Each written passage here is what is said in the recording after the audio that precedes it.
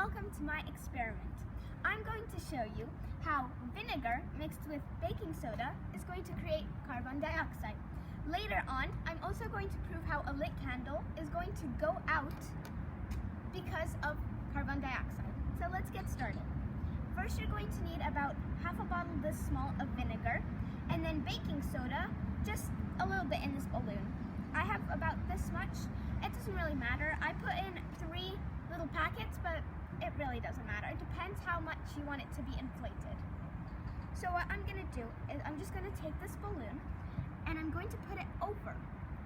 So we're gonna slowly put it like this.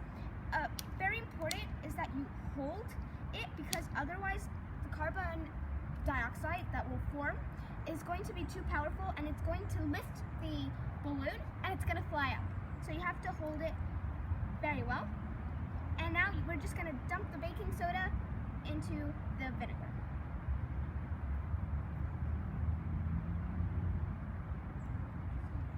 As you can see, it's already starting to form and our balloon is already starting to inflate.